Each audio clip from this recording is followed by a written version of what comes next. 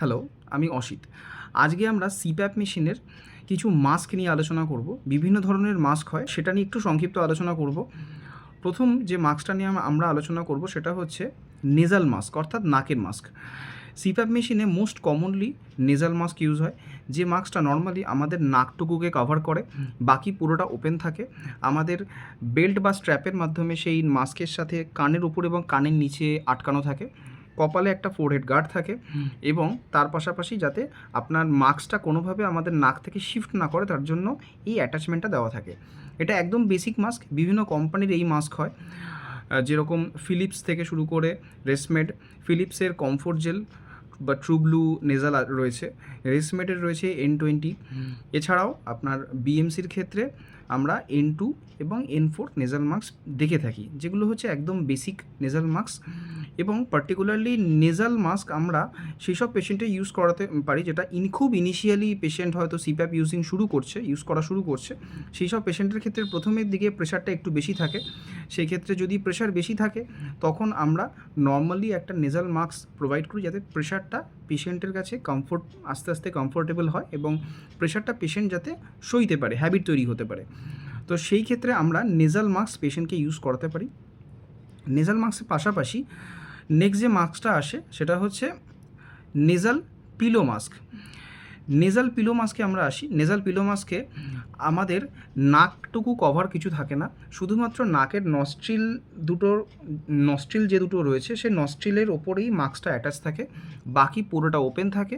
কোনো রকম বেল্ট বা এক্সট্রা অ্যাটাচমেন্ট, যেটা আমাদের ফোরহেড থেকে শুরু করে পুরো অ্যাটাচমেন্টে যেটা নেজাল মাস্কে আমরা পেয়ে এসেছি, সেই ধরনের কোনো অ্যাটাচমেন্ট থাকে না।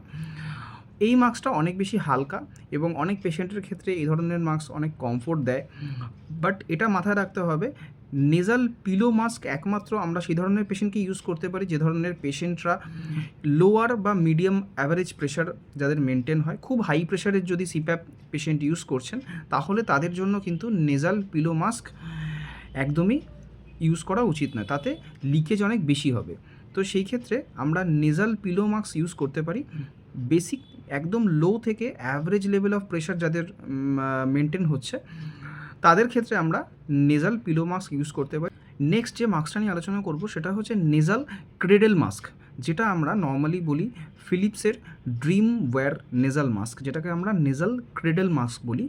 পার্টিকুলারলি এই ধরনের মাস্ক নর্মালি নাকের দুটো নস্ট্রিলসকে একসাথে অ্যাটাচ অবস্থায় একটা পোর্শন থাকে, যে পোর্শনটা পুরো এই নাকের নস্ট্রিলসের জায়গাটা পুরোটাকে অ্যাটাচ রাখে, এবং এইখান থেকে স্ট্র্যাপ কানের ওপরে গিয়ে আপনার আপার পোর্শনে ফোরহেডে অ্যাটাচ হচ্ছে, এবং যে হোস পাইপ আছে, হোস পাইপ আপনার ফোরহেড থেকে ডাইরেক্টলি মাথার পিছন দিকে চলে যাচ্ছে। এই ধরনের মাস্কগুলো অনেক কমফোর্ট দেয় পেশেন্টদেরকে। এরপর আমরা যে মাস্কে আসবো সেটা হচ্ছে বেসিক ফুল ফেস মাস্ক, অর্থাৎ সেই ধরনের পেশেন্টকে আমরা ইউজ করাতে পারি যারা মোস্টলি মাউথ ব্রিদিং করেন, বা নাক দিয়ে যতটা না নিঃশ্বাস নিচ্ছেন তার থেকে বেশি অনেক সময় রাত্রেবেলা ঘুমের মধ্যে ওনার মুখ ওপেন হচ্ছে। এটা মোস্টলি সেই সব পেশেন্টদের বেড পার্টনার যারা রয়েছে, যারা তার পাশে শুচ্ছেন, তারা খুব প্রপারলি এবং একদম সঠিকভাবে বলতে পারবেন যে পেশেন্ট মাউথ ব্রিদিং করছেন কি না। যদি পেশেন্ট মাউথ ব্রিদার হন, তাহলে পেশেন্টের জন্য নেজাল মাস্ক লাগবে না, তাদের জন্য ফুল ফেস মাস্ক প্রয়োজন।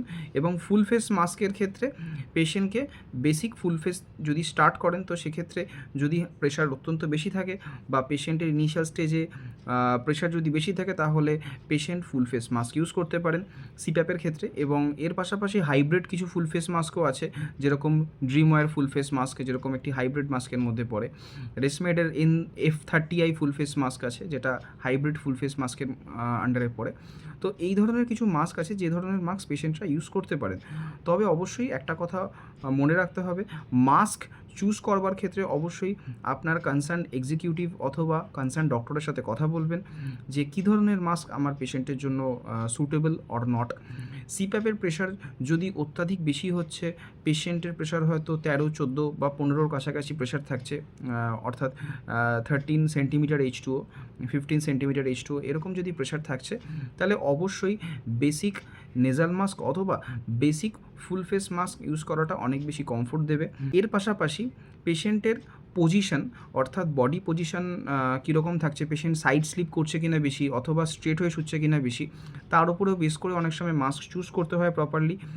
এর পাশাপাশি পেশেন্টের কী ধরনের প্রবলেম রয়েছে, নাকে যদি অবস্ট্রাকশন থাকছে অর্থাৎ নাকে পলিপ রয়েছে অথবা নাকে সেপ্টাম ডিভিয়েটেড সেপ্টাম বা সেপ্টাম ডিভিয়েশন রয়েছে, তো ক্ষেত্রে অবশ্যই কিন্তু আপনাকে ডক্টরের পরামর্শ নিতে হবে এবং সেই ক্ষেত্রে অবশ্যই নেজাল মাস্ক শুধু ইউজ করলে ততটাও রেজাল্ট প্রপার আসবে না, সেক্ষেত্রে ফুল ফেস মাস্ক পেশেন্টকে ইউজ করতে হতে পারে।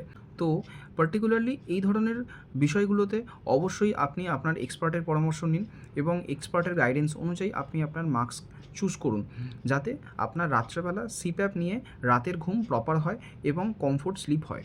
Thank you so much.